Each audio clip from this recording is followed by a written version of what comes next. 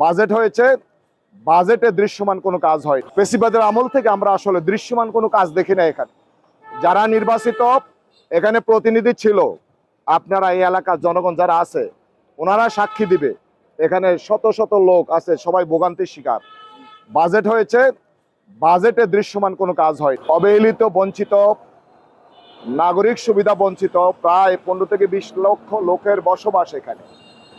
আপনারা জানেন এই বিশাল জনগোষ্ঠী নিয়ে ঢাকা পাশের নির্বাচনী এলাকায় আমি নির্বাচনের আগে জনগণকে প্রতিশ্রুতি দিয়েছিলাম, আমি আপনাদের যে কোনো সমস্যা আমি আপনাদের সাথে থাকব।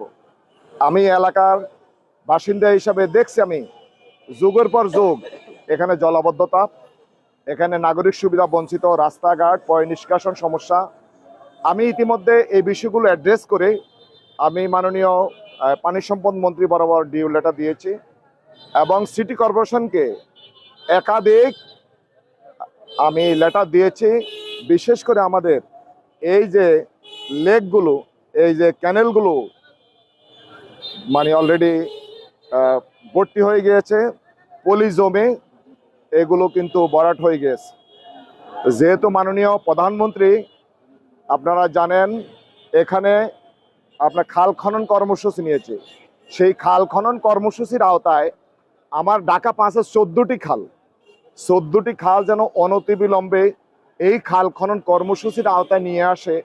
এই কারণে আমি মাননীয় পানি সম্পদ মন্ত্রীর দৃষ্টি আকর্ষণ করছি এবং এই ব্যাপারে আমি এই জলাবদ্ধতা, এই পয় নিষ্কাশন, বর্জ্য ব্যবস্থাপনা, ঢাকা 5-এর সমস্যাগুলো নিয়ে আমি জাতীয় সংসদে বক্তব্য রেখেছি। আমাদের রাস্তাগুলো সংস্কার হয় নাই, তারপরে হচ্ছে আমাদের যে বর্জ্য ব্যবস্থাপনা, আমাদের যেই সরু যে ড্রেন সিস্টেম, এই ড্রেন সিস্টেম আসলে সংস্কার হয় নাই। যিনি যেখানে আছেন বর্জ্য ব্যবস্থাপনা থেকে শুরু করে এলজিইডি থেকে শুরু করে সকল ক্ষেত্রে এই বিষয়গুলো পদক্ষেপ নেওয়া দরকার এবং দৃশ্যমান কাজ দরকার আমাদের। আমরা আপনাদের মাধ্যমে আমাদের জনগণকেও আমরা সচেতন করব। যিনি যেখানে যেই বাড়িতে যিনি বসবাস করেন, আমি আপনাদেরকে অনুরোধ করব আপনারা আপনার বাড়ির সামনে আঙ্গিনা পরিষ্কার রাখবেন।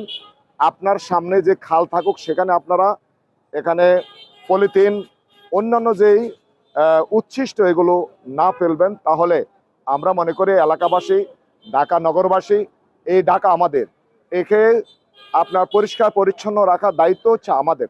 আমরা যদি এই বিষয়গুলো সচেতন হই তাহলে আমরা একটি পরিচ্ছন্ন ঢাকা গড়ে তুলতে পারবো, নান্দনিক এবং পরিশীলিত ঢাকা গড়ে তুলতে পারবো।